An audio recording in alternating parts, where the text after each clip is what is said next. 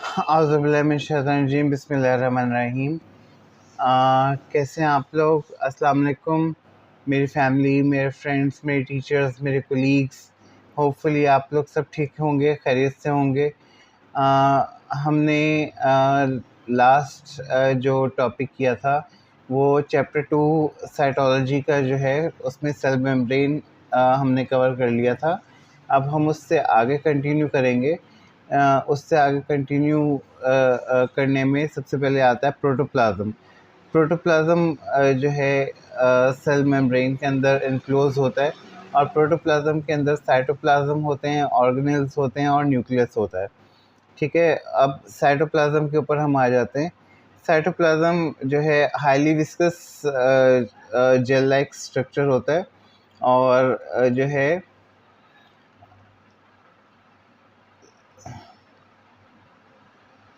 Gel like structure होता है, जिसमें 85% वाटर होता है, 15 to 20% जो है वो प्रोटीन्स होती हैं एंड ऑर्गेनेल्स होते हैं, 2 to 4% lipids, nucleic acid, inorganic salts and polysaccharides in smaller amounts.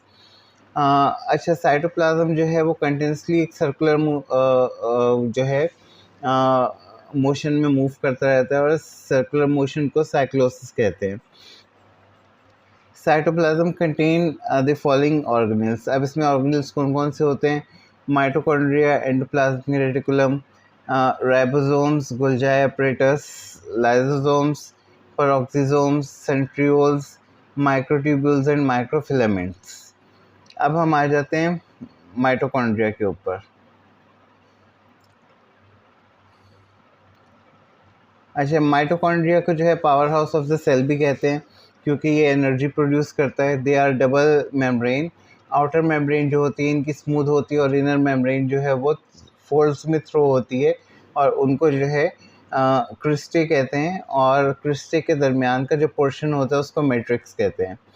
ठीक है। अच्छा, माइटोकॉन्ड्रिया का अपना डीएनए होता है, और डीऑक्सी राइबोन्यूक्लिक एसिड इनका अपना होता है, और अगर सेल को ज़्यादा काम करना पड़े तो माइटोकॉन्ड्रिया जो है रेप्लिकेट करना शुरू कर देते हैं, डिवाइड होना शुरू हो जाते हैं, ताकि सेल को पूरी तरीके से एनर्जी मिल सके। अच्छा, माइटोकॉन्ड्रिया जो है एटीपी की फॉर्म में, एडिनोसिन ट्राइफॉस्फेट की फॉर्म में एनर्जी प्रोड्यूस करते हैं by the process of glycolysis. Glycolysis कहते हैं ब्रेक डाउन ऑफ ग्लूकोज। ठीक है, ग्लूकोज की ब्रेक डाउन की मदद से ये एनर्जी प्रोड्यूस करते हैं। उसके बाद हम आ जाते, अच्छा, इसकी इसकी माइटोकॉन्ड्रिया की डायग्राम भी मैं ऐड कर दूंगा, ताकि आपको इसकी स्मूथ आउटर स्मूथ लेयर और इनर जो फोल्ड्स हैं वो आपको क्लियरली नज़र आए। फिर उसके बाद हम आ जाते हैं एंडोप्लाज्मिक रेटिकुलम पे। एंडोप्लाज्मिक रेटिकुलम जो है वो न्यूक्लियर मेम्ब्रेन से लेके सेल मेम्ब्रेन तक एक्सटेंड हुए होते हैं, और एंडोप्लाज्मिक रेटिकुलम जो हैं दो तरह के होते हैं, रफ एंडोप्लाज्मिक रेटिकुलम और स्मूथ एंडोप्लाज्मिक रेटिकुलम। ठीक है, रफ एंडोप्लाज्मिक रेटिकुलम को इसलिए रफ कहते हैं क्योंकि उन पर राइबोसोम्स अटैच होते हैं। स्मूथ एंडोप्लाज्मिक रेटिकुलम पे राइबोसोम्स अटैच नहीं होते। और जो है रफ एंडोप्लाज्मिक रेटिकुलम जो है वो राइबोसोम्स की अटैचमेंट की वजह से प्रोटीन सिंथेसिस में मदद करते हैं, जबकि स्मूथ एंडोप्लाज्मिक रेटिकुलम जो है अगर सेल के अंदर कोई टॉक्सिक सब्सटेंस आ जाए तो उसको डिटॉक्सिफाई करने में मदद करते हैं।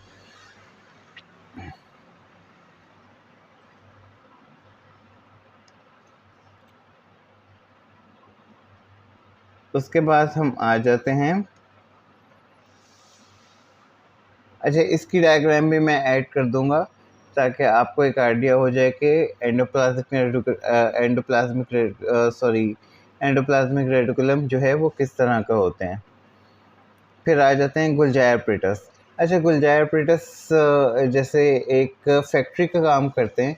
जैसे रफ एंडोप्लाज्मिक रेटिकुलम जो है प्रोटीन प्रोड्यूस करते हैं, प्रोटीन सिंथेसिस करते हैं, इसी तरह जो है गोल्गी apparatus जो हैं उन प्रोटीन्स को मॉडिफाई करते हैं, और उनको पैक करते हैं, पैकेजिंग करते हैं, और सिक्रेटरी वेसिकल्स बना देते हैं, और वो सिक्रेटरी वेसिकल्स उन जगह पे पहुंच जाते हैं जहां पे उनकी ज़रूरत होती है। अच्छा, उसके बाद जो है इनर कनकेव जो है गुल्जाया प्रेटस का inner concave part is called maturing face और ट्रांस फेस, और आउटर कॉन्वेक्स पार्ट जो है वो फॉर्मिंग फेस और सिस फेस कहलाता है। ठीक है, इसकी भी डायग्राम जो है मैं आपको ऐड कर दूंगा इसके अंदर, ताकि आपको समझने में आसानी हो जाए। उसके बाद हम आ जाते हैं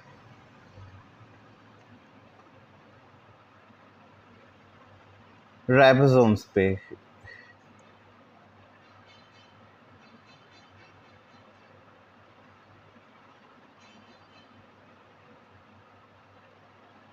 राइबोसोम्स पे आ जाते हैं। राइबोसोम्स का काम क्या होता है?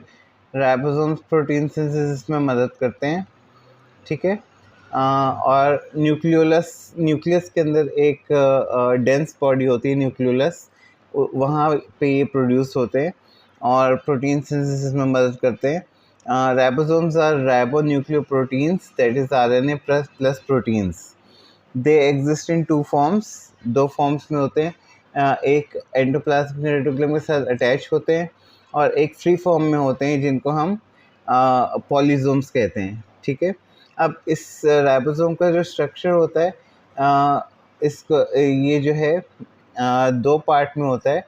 एक 60 स्वेटबर्ग यूनिट है स्वेटबर्ग, और 40 स्वेटबर्ग, और ये दोनों मिलके जो है 80 स्वेटबर्ग का राइबोसोम बनाते हैं। अब आप सोचेंगे कि 60 और 40 मिलके 80 कैसे बनाते हैं? असल में जो बाकी 20 स्वेटबर्ग जो है वो इन दोनों 60 और 40 को अटैच करने में जो है वो यूटिलाइज हो जाता है।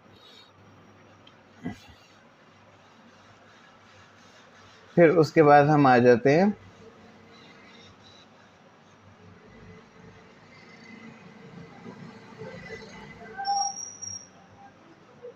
राइबोसोम्स की जो है डायग्राम, वो भी मैं ऐड कर दूंगा इसके अंदर, ताकि आपको राइबोसोम को समझने में आसानी हो जाए।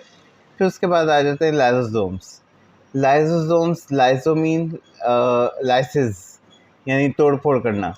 Lysosomes are form from Golgi apparatus, ये भी गोल्गी apparatus से बनते हैं, and they are single membrane structure, इनकी सिंगल मेम्ब्रेन होती है।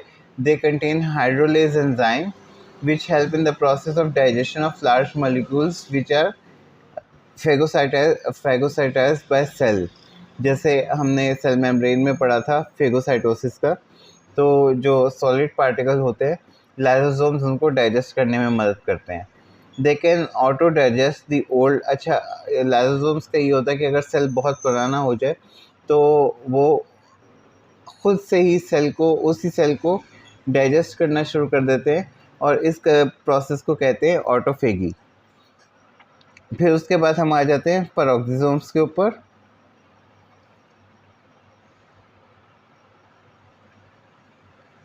Peroxisomes are also form by Golgi apparatus, ये भी गोल्गी apparatus से बनते हैं, and they are single membrane structure. They contain peroxidase and catalase enzymes. They are responsible for the formation and decomposition of hydrogen peroxide। ठीक है, ये hydrogen peroxide बनाते भी हैं और उसको डिकम्पोजिशन भी करते हैं हाइड्रोजन पेरोक्साइड की। उसके बाद हम आ जाते हैं सेंट्रियोल्स के ऊपर। सेंट्रियोल्स जो हैं वो न्यूक्लियस के बिल्कुल पास होते हैं, और ये दो होते हैं। ठीक है, centrioles are short cylinder-like bodies present near the nucleus.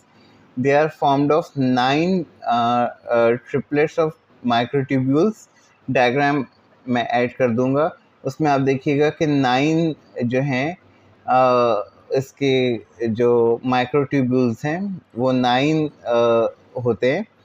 ठीक है, they are 2 in number, place perpendicular to each other. Perpendicular यानी इस तरह पड़े होते हैं एक दूसरे के साथ। They help in the formation of spindle fibres. जब सेल डिवीजन होती है तो स्पिंडल फाइबर्स जब बनते हैं तो ये उनमें मदद करते हैं। They also help in the formation of cilia and flagella, यानी सीलिया और फ्लैजिला को बनाने में भी ये मदद करते हैं। ठीक है, कुछ ऑर्गेनिजम्स होते हैं, जैसे अगर आपको याद हो जैसे क्लैमिडोमोनास के 2 सीलिया होते हैं, ठीक है। फिर जो है यूग्लेना का 1 सीलिया होता है।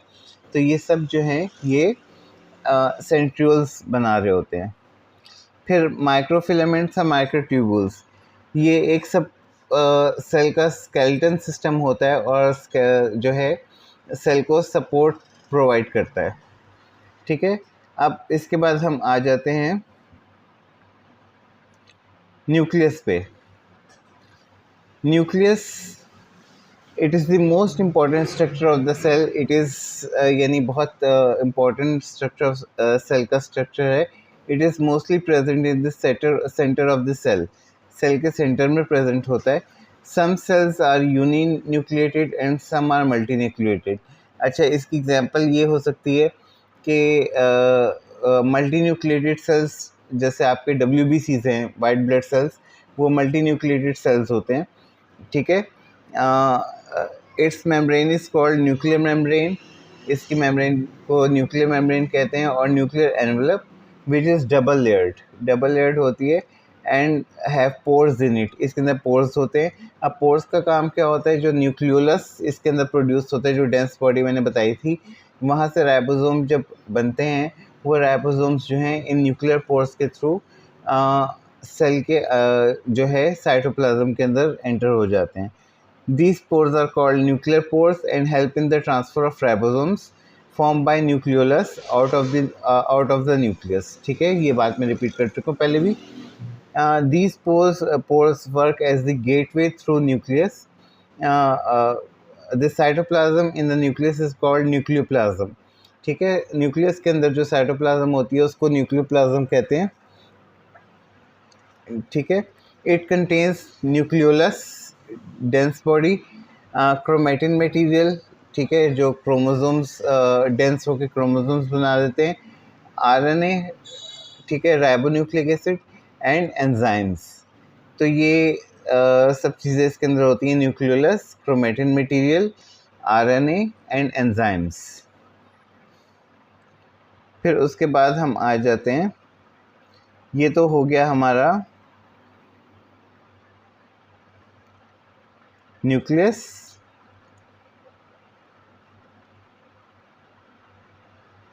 अब आ गया न्यूक्लियोलस, ठीक है। It is a dense non membranous structure. इसकी कोई मेम्ब्रेन नहीं होती और ये डेंस होता है। दे मे बी वन और मोर इन वन न्यूक्लियस। एक न्यूक्लियस के अंदर ये एक या एक से ज़्यादा होते हैं। They are involved in the formation of ribosomes, ठीक है। राइबोसोम्स की फॉर्मेशन ये करते हैं। फिर उसके बाद आ जाता है क्रोमेटिन मटेरियल या chromosomes. These are thread like structure present in the nucleus. They have 4 limbs connected by centromere. Centromere से जो है 4 लिम्स जो हैं इसके कनेक्ट हुए होते हैं। They contain genetic information in the form of DNA, ठीक है। DNA की फॉर्म में इनके अंदर डीऑक्सीराइबोन्यूक्लिक एसिड की फॉर्म में जो है इनमें इंफॉर्मेशन होती है। They also contain RNA। Normally they are elongated thread like.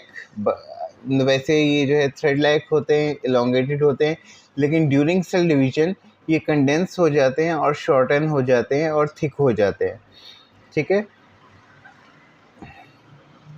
तो इसकी भी डायग्राम जो है मैं आपको शो कर दूंगा। अच्छा, अब एक वाइवा क्वेश्चन है और पेपर के अंदर भी आ जाता है अक्सर कि सिंगल मेम्ब्रेन स्ट्रक्चर कौन कौन से होते हैं। सिंगल मेम्ब्रेन स्ट्रक्चर्स में आपके लाइसोसोम्स, पेरोक्सिसोम्स, एंडोप्लाज्मिक रेटिकुलम और गोल्गी एपरेटस, ये सिंगल मेम्ब्रेन स्ट्रक्चर्स होते हैं।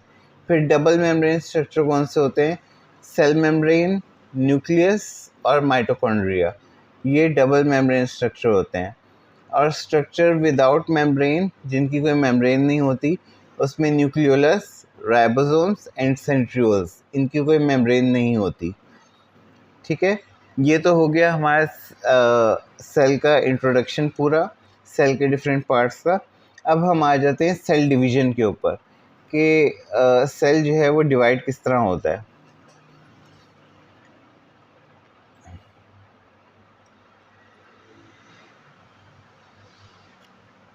अच्छा, cell division is the process by which a parent cell divides into two daughter sales.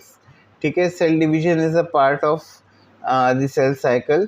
Damage and dead cells are replaced by the new cells produced by division of similar cells. ठीक है, तो similar sales बनते हैं इसके अंदर, और different types of cells have different rates of cell division. ठीक है, there are 23 pair of chromosomes in humans, 22 pair are vegetative or somatic and one pair is reproductive। ठीक है, रिप्रोडक्टिव क्रोमोसोम का एक पेयर होता है। There are two types of cell division, mitosis and meiosis. तो सबसे पहले हम माइटोसिस को जो है वो पढ़ते हैं। माइटोसिस की भी डायग्राम मैं ऐड कर दूंगा ताकि आपको उसके स्टेप्स समझ आ जाएं। माइटोसिस अकर इन वेजिटेटिव और सोमैटिक सेल्स। ठीक है, यानी वेजिटेटिव या सोमैटिक सेल्स के अंदर, ये सेक्स सेल्स या रिप्रोडक्टिव सेल्स के अंदर माइटोसिस नहीं होती।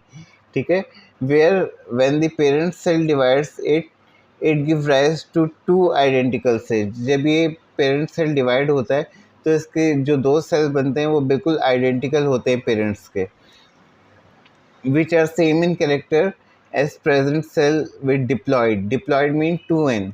ठीक है, यानी हैप्लॉइड नहीं होते, ये डिप्लॉइड होते हैं। डिप्लॉइड नंबर ऑफ क्रोमोसोम्स, यानी इनके जो क्रोमोसोम्स होते हैं वो पेरेंट सेल की तरह डबल ही होते हैं। For example cell division in skin cells, osteocytes, blood cells, ये इसकी एग्जांपल्स हैं कुछ। The stages of mitosis are, अब स्टेजेस कौन कौन सी होती हैं इसकी? Interphase, prophase, metaphase, anaphase and finally telophase. ठीक है, अब एंड साइटोकाइनेसिस। इंटरफेस के अंदर क्या होता है? In interphase the centrioles start moving in opposite direction and form spindle fibres. Interphase के अंदर जो सेंट्रियोल्स जो हमने बताया था न्यूक्लियस के साथ होते हैं, दो होते हैं, वो ऑपोजिट डायरेक्शन में मूव करना शुरू कर देते हैं और स्पिंडल फाइबर्स बनाना शुरू कर देते हैं। फिर उसके बाद आ जाता है prophase. The chromosomes thicken. Prophase के अंदर क्रोमोसोम्स जो है वो थ्रेड लाइक जो थे वो थिक होना शुरू हो जाते हैं। Nuclear membrane starts to disappear. Nuclear membrane जो है वो डिसअपीयर हो जाती है। Nucleolus shrink and finally disappear. Nucleolus जो है वो भी डिसअपीयर हो जाता है। Chromosome attach to spindle fibres. अब वो स्पिंडल फाइबर्स जो सेंट्रियोल से बने थे, क्रोमोसोम्स उनके ऊपर अटैच हो जाते हैं थ्रू सेंट्रोमियर। जैसे मैंने बताया कि 4 लिम्स होते हैं और 4 लिम्स के दरमियान में सेंट्रोमियर होता है जिससे वो अटैच होते हैं। तो सेंट्रोमियर की मदद से जो है वो स्पिंडल फाइबर से अटैच हो जाते हैं। All other organelles disappear. उसके अलावा जितने भी ऑर्गेनेल्स होते हैं सेल के अंदर, वो सब डिसअपीयर हो जाते हैं। जैसे आपके माइटोकॉन्ड्रिया, लाइसोसोम्स, राइबोसोम्स, ये सब डिसअपीयर हो जाते हैं इसके अंदर। फिर उसके बाद मेटाफेस आ जाता है। The chromosomes each of which is double structure consisting of duplicate chromatids line up along the midline of the cell। अब इसमें प्रोफेस के अंदर क्या हुआ था? वो तो अटैच हुए थे।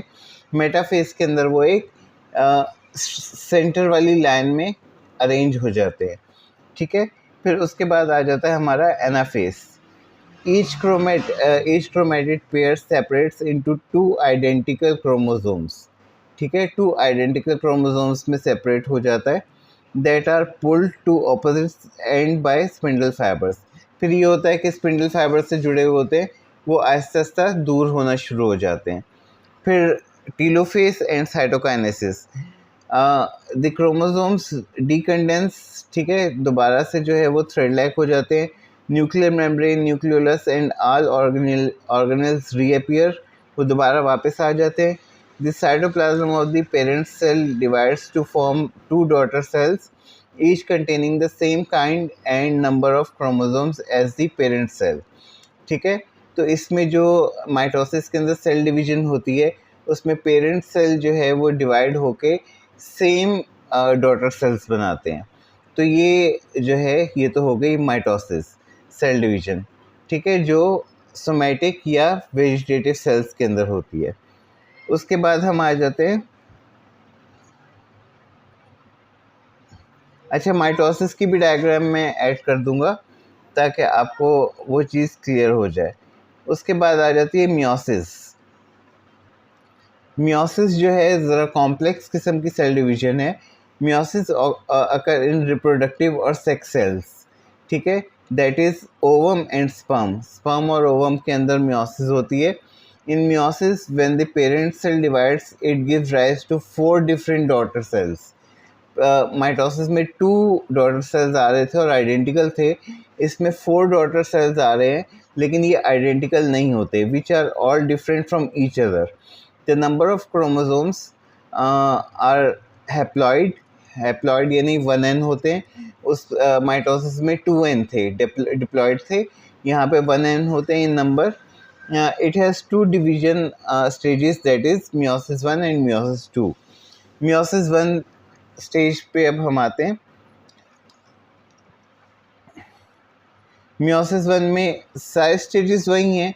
मियोसिस 1 में इंटरफेस 1, इंटरफेस के अंदर क्या हुआ था, इन interface the centrioles start moving to the opposite direction and form spindle fibers, जो माइटोसिस में भी हुआ था, ठीक है। उसके बाद प्रोफेस 1, द क्रोमोसोम्स थिकन, वही क्रोमोसोम थिक होंगे, nuclear membrane start to disappear, nucleolus भी डिसअपियर हो जाएगा और ऑर्गेनेल्स भी डिसअपियर हो जाएंगे। क्रोमोसोम्स जो हैं वो स्पिंडल फाइबर के साथ अटैच हो जाएंगे सेंट्रोमियर की मदद से। फिर मेटाफेस 1, मेटाफेस 1 के अंदर जो है ये एक यहाँ पर जो है एक चेंज आ रहा है। In this stage the chromatids exchange there chromatin material, ठीक है। जैसे ये दो आपके जो है जो क्रोमोसोम्स हैं तो ये एक्सचेंज कर लेते हैं, यानी ये वाला जो है ये इसके साथ एक्सचेंज कर लेगा, ये इसके साथ एक्सचेंज कर लेगा। तो हमारे पास 4 डिफरेंट तरह के जो है डॉटर सेल्स बन जाएंगे, ठीक है। फिर इस प्रोसेस को क्रॉसिंग ओवर कहते हैं, ठीक है। फिर anaphase, each chromatid pair separates into 2 chromosomes that are pulled to opposite end by spindle fibres. फिर वही एनाफेस के अंदर फिर वही सेपरेट होना शुरू होते हैं स्पिंडल फाइबर की मदद से। उसके बाद आ जाता है टीलोफेस 1 एंड साइटोकाइनेसिस। टीलोफेस हमने पहले भी किया है। द क्रोमोसोम्स डीकंडेंस, दोबारा से जो है वो थिक हो जाते हैं। न्यूक्लियर मेम्ब्रेन, न्यूक्लियोलस, ऑर्गेनेल्स सब दोबारा वापस आ जाते हैं। The cytoplasm of the parent cells divide to form 2 daughter cells, each of which is different from parent cell. अच्छा, अब इसमें जो है पेरेंट सेल से डिफरेंट होते हैं ये। After meiosis 1 the division further proceed to meiosis 2। Meiosis 1 के बाद जो है फर्दर ये मियोसिस 2 के अंदर जो है मियोसिस 2 प्रोसीड कर जाती है। अब मियोसिस 2 जो है it is same as mitosis. Meiosis 2 जो है वो सेम माइटोसिस की तरह होती है except the cells formed are haploid, लेकिन इसमें 1n हैप्लॉइड सेल्स होते हैं and all 4 daughter cells are different from each other in genetic character. चारों सेल्स जो होते हैं वो जेनेटिक कैरेक्टर में डिफरेंट होते हैं, ठीक है। फिर prophase 2, it is same as prophase 1।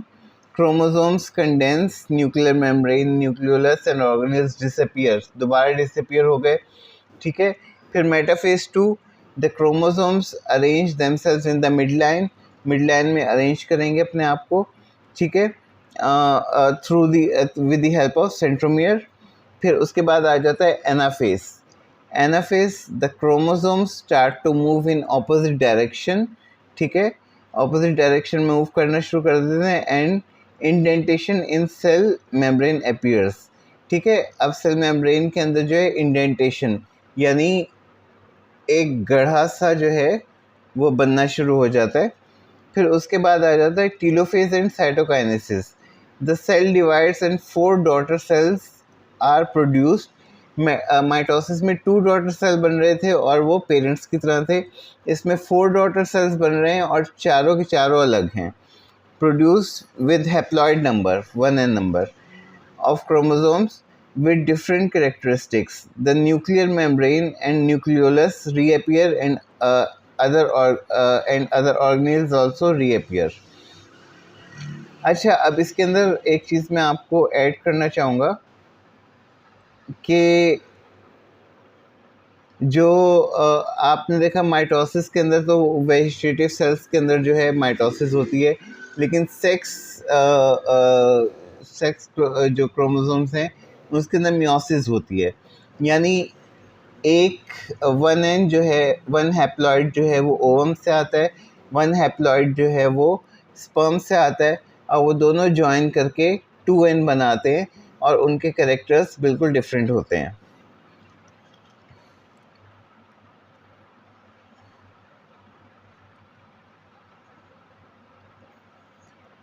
Next चीज़ है mutation. What is mutation? Mutation जो है the alteration in the genetic material of the cell is called mutation. यानी जेनेटिक मटेरियल के अंदर चेंजेस आ जाएं उसको म्यूटेशन कहते हैं। It can be due to defective genes, radiations, X-rays etcetera. It can cause cell abnormality, defective blood clotting, cancers, the death of the cell. तो ये म्यूटेशन जो है बहुत ख़तरनाक प्रोसेस होता है, ठीक है। उसके बाद एक टॉपिक है प्रोटीन सिंथेसिस का। प्रोटीन सिंथेसिस जो है तो बहुत सिंपल टॉपिक, लेकिन ये आपके जो है एनाटमी के पॉइंट ऑफ व्यू से इतना ज़्यादा इम्पोर्टेंट नहीं है, लेकिन फिर भी मैं इसको जो है ब्रीफ कर देता हूँ आपको, ठीक है। Formation of protein take place in 2 steps with the help of DNA and 3 types of RNA। 3 तरह के RNA होते हैं इसमें और एक DNA होता है, ठीक है। The 3 types of RNA are messenger RNA यानी mRNA, transfer RNA tRNA and ribosomal RNA, ठीक है। The 2 steps of protein synthesis are transcription and translation, ठीक है। ट्रांसक्रिप्शन अब बहुत यानी अगर आप समझ के इसको पढ़ें तो बहुत सिंपल टॉपिक है ये। ट्रांसक्रिप्शन क्या होता है कि formation of messenger RNA from DNA. Messenger RNA जो है वो डीएनए से एक मैसेज ले लेता है, ठीक है, मैसेज ले लेता है। This is called transcription. During this process genetic material of genetic code of DNA is transfer to messenger RNA. Messenger RNA के पास वो कोड चला जाता है in the form of codon which will determine the sequence of amino acids. अब आ जाती है translation. Formation of protein molecules is called translation. अब प्रोटीन मॉलिक्यूल्स जब बनते हैं उसको ट्रांसलेशन कहते हैं। This step occur in the ribosomes attach to the endoplasmic reticulum, ठीक है। जैसे मैं बताया एंडोप्लाज्मिक रेटिकुलम के ऊपर राइबोसोम्स अटैच होते हैं, तो उसकी जो है वहाँ पर ये ट्रांसलेशन का प्रोसेस होता है। अब क्या होता है कि मैसेंजर आरएनए जो है वो मैसेज लेके आता है एंडोप्लाज्मिक रेटिकुलम के ऊपर, ठीक है। एंडोप्लाज्मिक रेटिकुलम के ऊपर जो जब मैसेज आता है तो वो फिर उसको जो है the messenger RNA bring the codon to ribosomal RNA, ठीक है। जो राइबोसोम्स एंडोप्लाज्मिक रेटिकुलम पे अटैच है उनके पास लेके आता है। राइबोसोमल आरएनए जो है उस मैसेज को पढ़ते हैं, ठीक है, उस मैसेज को पढ़ते हैं और फिर वो जो है मैसेजेस भेजते हैं ट्रांसफ़र आरएनए को। तो ट्रांसफ़र आरएनए जो है जो चीज़ें सपोज़ एक एग्जांपल कि आपको सब्ज़ी बनानी है, ठीक है, आपको आपकी वालिदा ने कह दिया कि भाई ये चीज़ें चाहिए, तो वो हो गया मैसेंजर आरएनए। अब आप गए राइबोसोमल आरएनए के पास, भाई मुझे ये चीज़ें चाहिए। राइबोसोमल आरएनए के पास वो चीज़ें नहीं हैं, ठीक है। फिर उसके बाद क्या हुआ, राइबोसोमल आरएनए ट्रांसफ़र आरएनए को कहेगा कि जाओ भाई वो चीज़ें लेके आओ और हमें ये प्रोटीन बनानी है। तो वो ट्रांसफ़र आरएनए जो है वो जो है then transfer RNA bring the necessary amino acids to the ribosomal RNA और वो वापस राइबोसोमल आरएनए के पास लेकर आता है और उससे फिर क्या होता है, एंडोप्लाज्मिक रेटिकुलम के ऊपर जो राइबोसोम्स होते हैं वहाँ पे प्रोटीन सिंथेसिस होती है। Then ribosomal RNA and endoplasmic reticulum help in the formation of required protein molecules and peptides.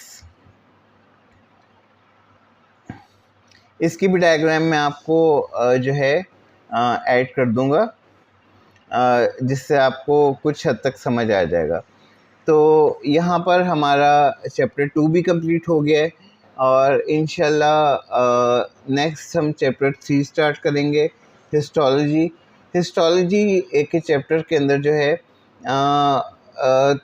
जो है 3 टॉपिक बहुत ज़्यादा इम्पॉर्टेंट हैं, जिसमें आपकी एपिथेलियम्स आ जाती हैं, नर्वस टिश्यू आ जाते हैं और मस्कुलर टिश्यू आ जाते हैं। ठीक है, ये 3 टॉपिक्स बहुत ज़्यादा इम्पॉर्टेंट है, तो हम इन 3 टॉपिक्स को कवर करेंगे इंशाल्लाह। तो जो है नेक्स्ट लेक्चर के लिए आप वेट कीजिए और आपका बहुत बहुत शुक्रिया, आप मेरी जो है इतनी डिटेल में लेक्चर सुनते हैं और बोर भी होते होंगे। तो जो है यहाँ पे हमारा सेकंड चैप्टर कंप्लीट हो चुका है, 2 चैप्टर हमारे कंप्लीट हो चुके हैं एनाटॉमी के। तो इंशाल्लाह जल्द ही हम थर्ड चैप्टर स्टार्ट कर देंगे। और प्लीज़ काइंडली जितनी मेहनत मैं कर रहा हूँ आपको गाइड करने में, प्लीज़ आप भी उसी जो है डेडिकेशन के साथ इन चैप्टर्स को रिवाइज़ करें, इनको पढ़ें। ठीक है, और अगर आपको नोट्स की ज़रूरत हो तो आपको जो है आप मुझे कांटेक्ट कर सकते हैं। आप जो है आपको नोट्स मैं प्रोवाइड कर सकता हूँ। ठीक है, तो नेक्स्ट लेक्चर के लिए अपना बहुत ज़्यादा ख्याल रखिएगा, अपने घर वालों का ख्याल रखिएगा। तो टेक केयर, अल्लाह हाफिज़, थैंक यू।